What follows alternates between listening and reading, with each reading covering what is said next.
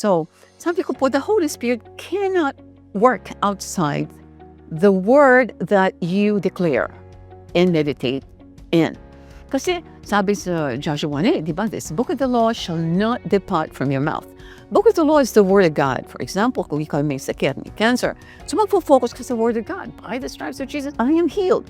Or yung, you sent your word and healed my sicknesses and diseases and delivered me from all destructions.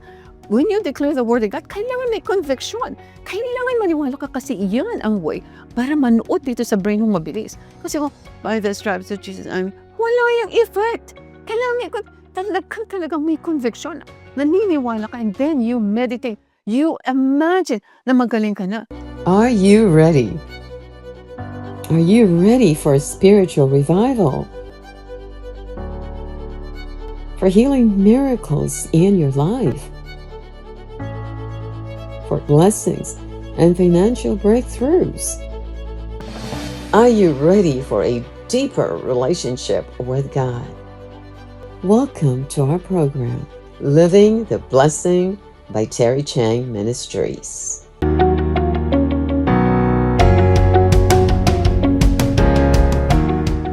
Magandang gabi po sa inyong lahat. First of all, I would like to thank all of you for joining us here sa ating ICGM. Itong message natin would revolutionize your life kung iintindihin nyo lang kung anong sinasabi ng Holy Spirit sa atin habang inaaral natin itong ating topic, which is entitled, How Does Faith Work? We're on part 4 of this series of teachings. And dalawang sessions po ito. Session 1 will be the Holy Spirit only works through the word that you meditate in. And session 2, knowing and believing that you are a son of God. Kung naintindihan nyo, anak kayo ng Diyos, may karapatan, may authority, may dominion, may supernatural power. Lahat ng binigay ni Jesus through His death and resurrection ay nasa iyo because you are son. Your life will never be the same again. So, kailangan po talaga natin is to have a revelation. So, I've said it before, and I'll say it again. Hindi po aksidente na nandito kayo, neither it is a coincidence that you're part of ICGM, itong Inner Circle Group meeting natin. Bakit? Because napakalaki po ng plano ng Panginoon sa bawat isa sa inyo. Why do I say that? Kasi napakalaki ng plano ng Panginoon sa akin, sa mga staff, sa TCM, napakalaki po ng plano ng Panginoon dito. The Holy Spirit has anointed me 27 years ago. Nag-umpisa yung anointing na yan when I received Jesus Christ as my Lord and Savior. He has anointed me to be healed supernaturally. Marami po kasing bago. So, pipigyan ko lang very, very briefly yung a share of my testimony. Very, very briefly lang po ito. So, nagka-cancer ako and I was dying.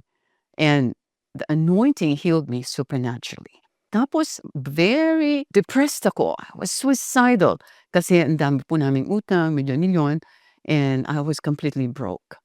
Ang nangyari po, the anointing of the Holy Spirit prospered me exceedingly abundantly beyond anything that I could imagine possible. So marami po tayong mga members dito na kilalang-kilala yung aking mga testimonies. Yung mga staff ko, alam na alam nila itong sinasabi kong prosperity na to. And it is yours. Hiwalay kami ni Robert, marami pong problema. For 18 years, talagang devastated ako, devastated si Robert sa aming marriage. So, naghiwalay kami for 1.5 years. Wala na kaming pag-asa mag-reconcile. And yet, the anointing of the Holy Spirit restored our marriage completely. And I became the best wife. My husband, Robert, became the best husband to me for the last 27 years. At hindi lang po itong mga blessings na natanggap namin. Supernaturally, araw-araw, ay nakakakita ako, nakaka-witness ako talaga ng ginagawa ng Panginoon because I know that I am a son of God and the heir, an heir to the inheritance. Kung alam po natin itong mga binanggit ko lang na tatlong blessings na to, ito yung divine health and healing, yung financial prosperity, and restoration of broken relationships. Ito po yung tatlong binigay sa akin na unang-una pa lamang ako born again. Within just 3 months, nagbago po yung buhay ko. Nag-turn around 180 degrees. So, naging multimillionaire. Kabili kami ng napakanaming properties. At hindi ko po alam bakit ako binibless ng ganyan ng Panginoon until later. So, maintindihan ko later. So, ito po ma-explain ko sa inyo ang bahagi ng aking buhay. Amen. So, si Jesus may inner circle din. Iba? May inner circle. Meron siyang 12 disciples as part of his inner circle group. At meron siyang innermost circle. At ito'y binubuo ni Peter, ni James, and John. And they had the opportunity, itong tatlong ito, they were very close to Jesus. They had the opportunity to witness yung transfiguration na kung saan makikita nila si Moses was lived on this earth 3,500 years ago. 2,000 before Jesus came. 1,500 years before Jesus came. Nakita rin nila si Elijah who lived like 400 years before Moses. At sila din ay nakawitness ng yung agonizing experience ni Jesus sa Garden of Gethsemane. Di ba? So, very, very close sila. In fact, si Jesus sabi niya, pag-pray niyo ako, paano hindi? Yung relationship na yan, ang binibigay sa atin ng Panginoon kung saan nakakapag-usap na, I believe in my heart. Ako ay part nitong inner circle group ni Jesus. And because I'm a part of that, at kayo ay part din because you're part of ICGM. Paano ko masasabing part ako? Because we are operating in the spirit realm. Ito yung realm, hindi yung natural realm. Alam nyo, nagko-compute nga ako ng sweldo. Like, I was working as a systems analyst at Systems Salazar Law Offices like a long time ago, many, many, many years ago. Ang sweldo ko was only 2,800 pesos a month. Can you believe? Siguro mga 40 years ago, kikita, gano'n ako katanda. 2,800 pesos a month. Alam nyo, kung iipunin ko lahat yung perang binigay sa akin ng company, which is 2,800 a month, after 30 years, I would have earned 1.6 million pesos. Can you imagine 30 years? That is kung hindi ako gagastos. So we're talking of supernatural na kung saan yung mga utang na yan, because I was so completely broke. Ang dami-dami kong utang by the millions. I borrowed money from the banks, from our relatives and friends. Nandiyan po ang ate Lingling ko, isa sa mga inutangan namin, hindi namin mabayaran. Pagkatapos, ang dami ko mga kaibigan namin nangawala kasi wala na silang trust sa amin, kami makabayad. And then, nung na-reveal sa akin na anak ako ng Diyos, na may karapatan ako sa mga inheritance na yan, my life never was the same again. Kaya gusto ko talaga i-impart itong mga ginagawa ng Panginoon sa aking buhay. At ako hindi ako nagsasalita pag walang backup on scripture. And that is the reason why I share with you a lot of scriptures. Kasi faith comes by hearing and hearing by the word of God. At hindi natin maririnig ang salita ng Diyos kung hindi tayo mag-speak ng word of God. Faith comes by hearing. Without faith, we cannot please God. Without faith, we cannot expect any blessings from the Lord. Yan po ang sinasabi ng Bible. And that is why we have to believe. We have to trust. So, the Holy Spirit cannot work outside the word that you're meditating in. So, kung tatanungin ko kayo, ano bang minimeditate ninyo? Siyempre kung ikaw ay may sakit, ang meditate mo are scriptures on healing. Di ka na mag-meditate muna dito sa mga prosperity scriptures. Kasi kailangan kang gumaling. Yan ang unang ginawa sa akin ni Lord. I didn't realize He was going to use me mightily and powerfully sa kaharian ng Diyos. Ang una niyang ginawa is hinila ko. Huwag na tayo mag-aspire na maging millionaire, multimillionaire, billionaire hanggat may sakit. Ayusin natin itong health natin. Mag-focus, mag-renew ang mind. Because that is the process. Sabi ng Romans 12:2, do not be conformed to this world. Huwag ka maniniwala sa nakikita mo dito sa mundong to, but be transformed by the renewing of your mind so that you will know the good, the acceptable, and the perfect will of God. Can you imagine, kapag pala renewed ang mind mo, alam mo kung anong will ni God for you. So kung halimbawa, ang will ni God for you is maging, for example, businesswoman. Di ba? Kung alam mo yun, bibigyan ka ng instructions ng Holy Spirit step by step. Meron po tayo naging follower. I think she still is a follower today. At siya ay isang domestic helper from Hong Kong. Tapos umuwi siya dito. Nag-speak ako dito sa Hong Kong church. At siya ay nainganyo na yung pagiging domestic helper niya is not the will of God for her. Kasi nga hiwalay sila ng mag-asawa, 'di ba? So, umuwi siya sa Pilipinas na walang kadala-dala. Alam niyo naman po yung mga, domestic helpers o yung mga OFWs. Lagi po 'yan punong-puno ng utang, hindi nakakaipon kasi masyadong minsan demanding ang mga families nila back home. So, nagpapadala nila ng utang sila sa bangko, nagsasala ng passport, and that's exactly what this woman has done. Kaya lang, talagang sinunod itong mga inuutos ko. Yan po kasi yung kanyang, testimony, sinunod. Sinasabi ko po kay Pastor Noy, kahit 3 lang sa inyo ang makasunod, maligayang-maligaya na ako, pinakamaligaya na po ang Panginoon. Kasi many are called but few are chosen. Konti lang ang napipili. Bakit? People are not willing to cooperate. So back to this testimony, siya ay nag-umpisa sa wala namang pera. Kung ano man yung konting pera ay nangutang siya, in fact, nag-ukay-ukay lang. Tapos dito sa ukay-ukay may biglang dumating na isang mayamang tao at isang babae. Tapos biglang sinabi niya, "Nakikita kita, nadadaanan kita lagi dito sa tindahan mo. Napakasipag mo. Gusto mo ba kayang magnegosyo ng parang motor parts?" Or I cannot remember exactly kung ano yung automotive parts, parang gano'n.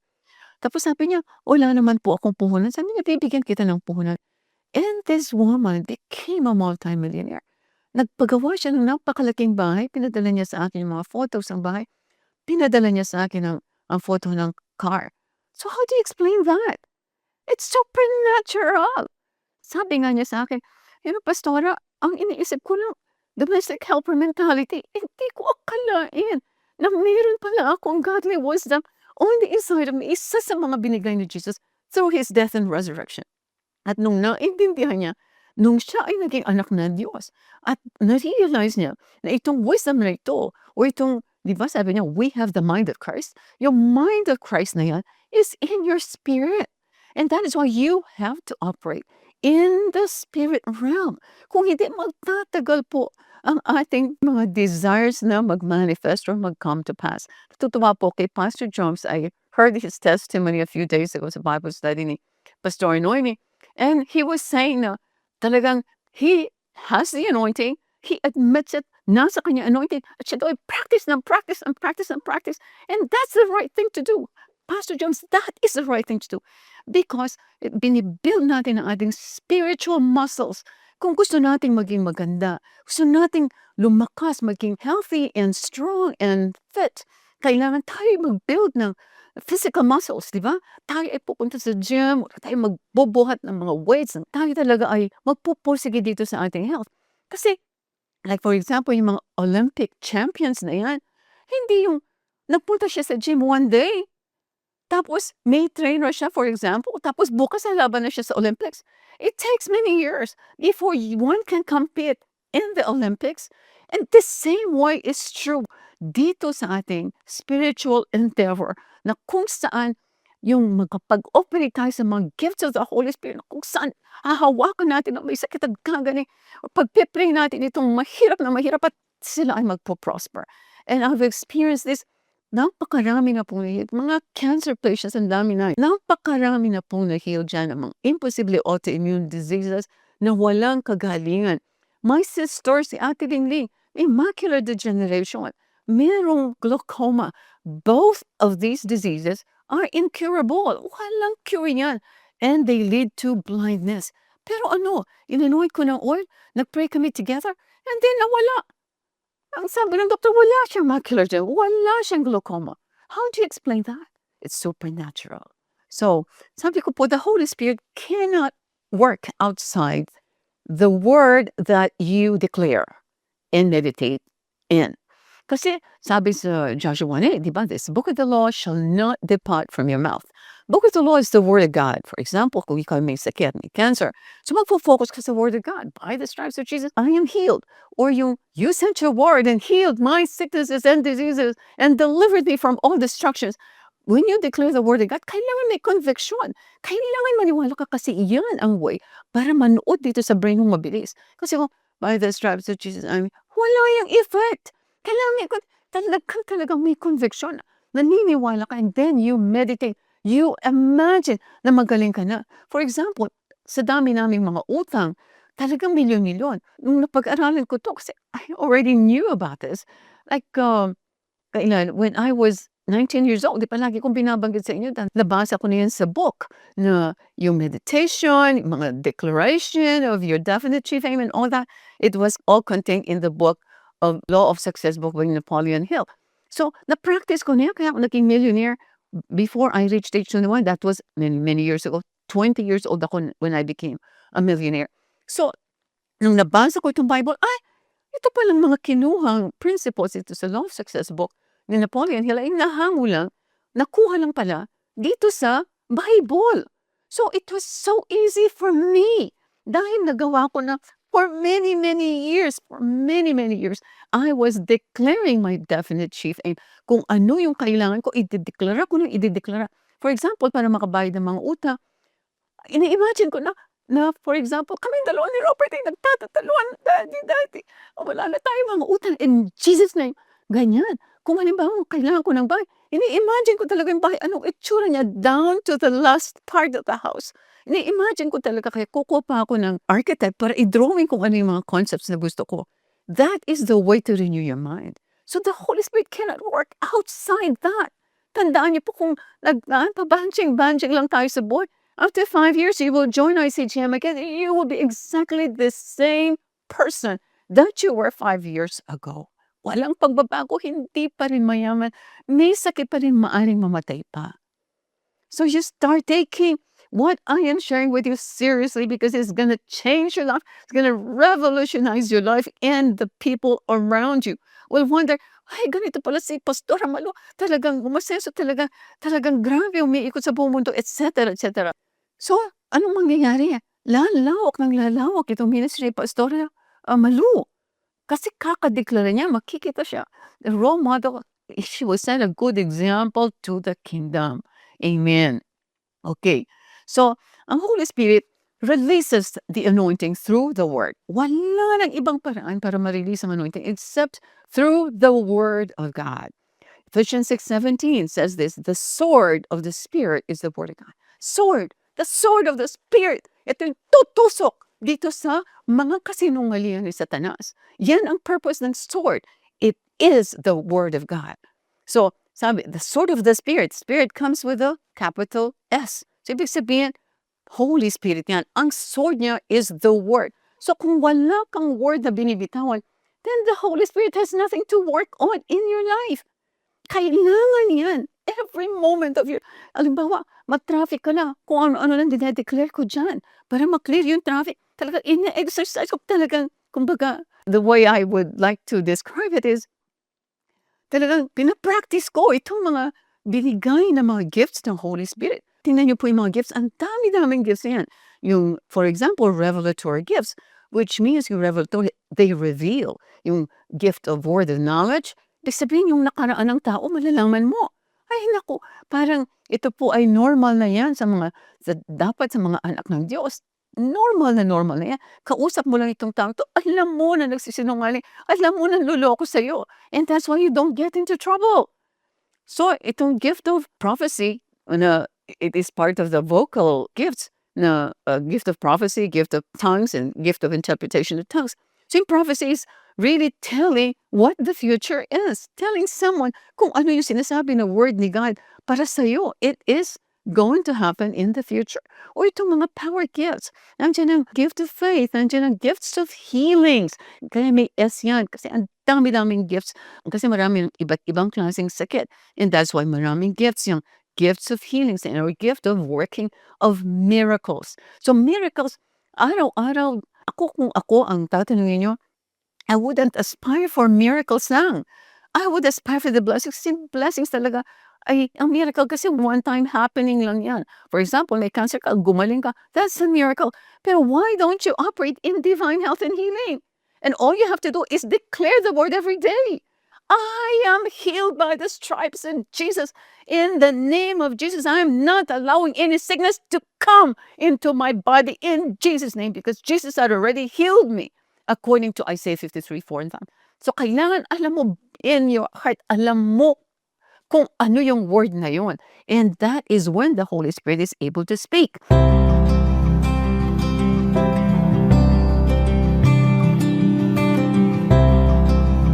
Sa mga nais pong sumulat, magbigay ng testimony, or may prayer request, isa pong malaking karangalan na kami makapaglingkod sa inyo. Kayo po ay maaaring pumunta sa aming website sa www.terrychang.org. Inuulit ko po, www.terrychang.org. Maraming salamat po. Hi, si Pastora Terry Chang po ito. Nawa po ay na-bless kayo sa mensahe ng Panginoon para sa araw na ito dito sa aming programang Living the Blessing ng Terry Chang Ministries. Ang sabi po sa John 8:32, "You shall know the truth, and the truth shall set you free." Kung gusto mo ng kalayaan, tatanggapin mo si Jesus at ililid kita dito sa prayer na to. Your life will never be the same again. Dadaloy ang kanyang buhay, ang kanyang presensya sa lahat ng areas ng iyong buhay. So, ipikit mo ang iyong mga mata kung ikaw ito at ililid kita dito sa prayer. And pray it from the heart as if it is your own. Heavenly Father, patawarin niyo po ako sa lahat ng aking mga kasalanan. Marami pong salamat sa pagpapatawad ninyo. Jesus, kailangan kita. Come into my life and be my Lord and Savior. Holy Spirit, change me, mold me, transform me into that person that you designed and created to be. Amen. Ayan, born again Christian ka na. Congratulations. Tandaan niyo po, mahal ko kayo at mahal kayo ng Panginoon. God bless you.